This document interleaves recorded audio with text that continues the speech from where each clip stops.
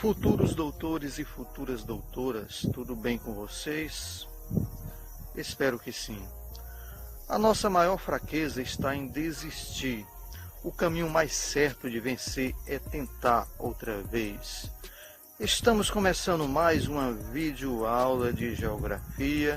Hoje estou falando diretamente de Barreira, cidade localizada na macro-região do Maciço de Baturité. Mas antes de começarmos nossa aula de geografia, puxa a vinheta.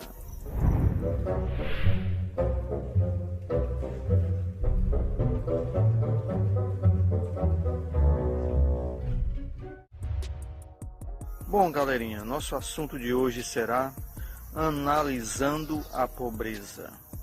Existem várias maneiras de avaliar e medir a pobreza no mundo.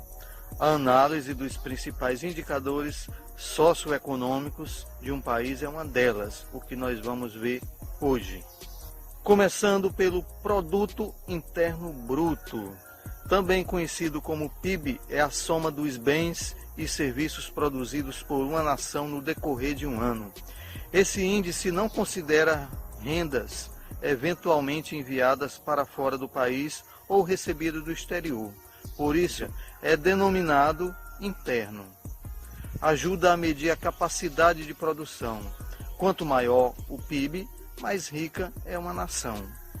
Importante salientar que o PIB alto de um país não é certeza de qualidade de vida, pois muitas vezes o PIB de um país é alto, mas a riqueza não é convertida em bem-estar para seus habitantes, como é o caso dos países produtores de petróleo, com altos PIBs, altas rendas per capita e péssima distribuição de renda.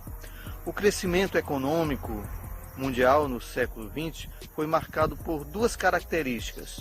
Primeiro, o ritmo acelerado e a distribuição desigual da riqueza entre os vários países do mundo.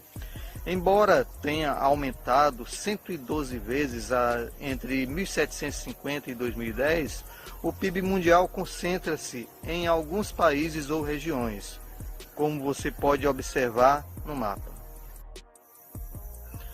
Já o Produto Nacional Bruto, conhecido como PNB, é a soma dos bens e serviços produzidos por uma nação no decorrer de um ano.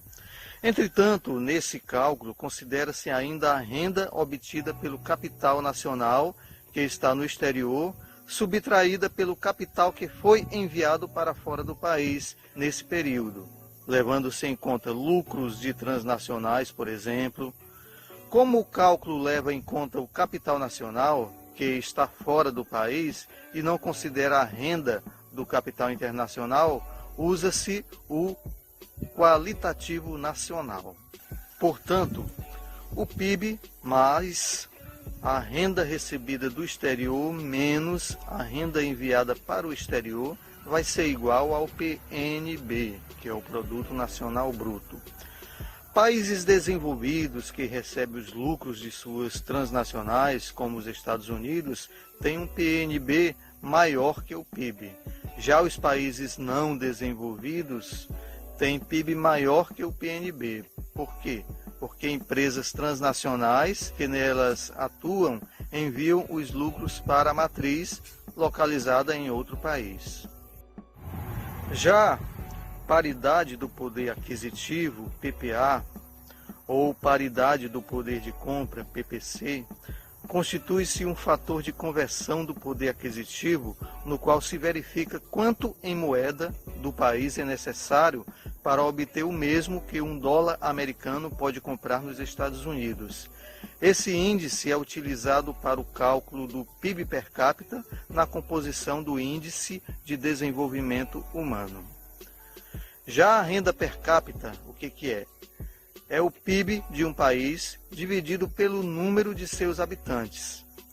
Claro que não configura a realidade, porque é uma estimativa média da renda anual de cada habitante, sem levar em conta as desigualdades de distribuição de renda. Outro índice é a expectativa de vida, que nada mais é do que a estimativa do tempo de vida que os habitantes de um país deverão ter. Quanto melhor forem as condições sociais, maior será a expectativa de vida. Já a escolaridade mede o grau de instrução da população. Quanto mais anos de estudo, melhores são os indicadores sociais do país. Outro índice que nós podemos considerar é o índice de Gini. Esse índice mede a concentração de renda em certos setores da população de um país. Ela varia de 0 a 1. Quanto mais próximo de 1, maior a concentração de renda. O Brasil, nesse caso, está entre os 10 países de maior concentração de renda no mundo. Outro indicativo importante, pessoal, é o Índice de Desenvolvimento Humano, o famoso IDH. Ele foi criado pela ONU na década de 1990 para avaliar e comparar o padrão de vida das nações. O IDH é considerado o indicador socioeconômico mais amplo e mais preciso, mais completo. Por quê? Porque leva em consideração 3 aspectos importantes: a expectativa de vida, ou longevidade, que trata da saúde, o grau de escolaridade, que trata da educação, e a renda per capita, ou seja, a distribuição de renda.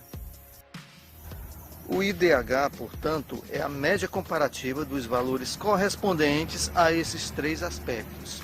Varia de 0, que seria nenhum desenvolvimento total, a 1, desenvolvimento humano pleno. Quanto mais próximo de 1 é o desempenho de uma nação. Com base nos valores obtidos no IDH, a ONU classifica os países segundo alguns níveis de desenvolvimento. Esses níveis são: baixo, que vai de 0 a 0,499.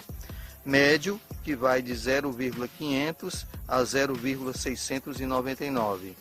Elevado, que vai de 0,700 a 0,900. E muito elevado, que é aquele acima de 0,900, aquele dos países ricos e desenvolvidos. Podemos verificar nessa tabela os mais altos e os mais baixos IDHs em 2015. Bom, esses são os 5 mais altos IDHs de 2015. Em primeiro lugar, a Noruega, com 0,944. Em segundo lugar, a Austrália, com 0,935. Em terceiro lugar, a Suíça, com 0,930. Em quarto lugar, a Dinamarca, com 0,923. E em quinto lugar, os Países Baixos, com 0,922. Já os países com mais baixos IDHs de 2015, significa dizer que são os países mais pobres do mundo, né? Temos o Níger, com 0,348, República Centro-Africana, com 0,350, Eritreia, com 0,391, Chad, 0,392 e Burundi com 0,400. É importante salientar que esses países estão localizados na África subsaariana. A fome, pessoal, é uma das principais consequências da pobreza extrema e envolve também questões relacionadas à insegurança militar e à saúde. A fome e a desnutrição são consideradas o principal risco para a saúde, mais do que a AIDS, a tuberculose e a malária juntas. Erradicar a fome é tão importante que esse é o primeiro objetivo da Declaração do Milênio, elaborada pela ONU. O Programa Mundial de Alimentos das Nações Unidas define fome como a falta de alimentos no estômago e especifica que ela pode se manifestar de 3 maneiras distintas. A subnutrição, que é o termo usado para descrever a situação das pessoas cuja ingestão de energia alimentar não é suficiente para levar uma vida ativa. A desnutrição, que se caracteriza pela falta de ingestão de proteínas, calorias e nutrientes, o que facilita a ocorrência de várias doenças. Ela é avaliada por medidas antropométricas, como o peso e a altura de acordo com a idade, e a emancipação, que se caracteriza por perda substancial de peso e reflete desnutrição aguda. Segundo a Organização das Nações Unidas para a Alimentação e Agricultura, em 2015 havia cerca de 795 milhões de pessoas vivendo em condições de insegurança alimentar no mundo, apesar de não haver escassez de alimentos. A maior parte dessas pessoas vive em países não desenvolvidos, como podemos constatar nesse mapa, onde os maiores índices estão na África subsaariana, na América Latina e no sul da Ásia. Entre as principais causas da fome, além da pobreza, estão o preço dos alimentos, os desastres naturais, as guerras, os conflitos e uma deficiente estrutura agrícola. O preço dos alimentos é responsável por graves crises alimentares mundiais, como as do período de 2007 a 2008 e de 2010 a 2011. Ok, galerinha, por hoje nós ficamos por aqui. Lembrando que as atividades domiciliares e os nossos encontros virtuais estão sendo feitos através do Google Classroom e do Google Meet. Assistam mais videoaulas no canal do Professor Roger no YouTube. Dá um like, faça um comentário para que eu possa saber quantas pessoas assistiram. Inscreva-se e clique no sininho de notificações para fortalecer nosso canal. Compartilhe esse vídeo para que ele possa chegar a um número maior de alunos.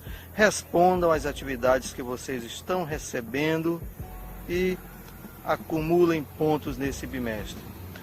Um grande abraço, beijo no coração, até logo, até mais ver, tamo junto, é nóis!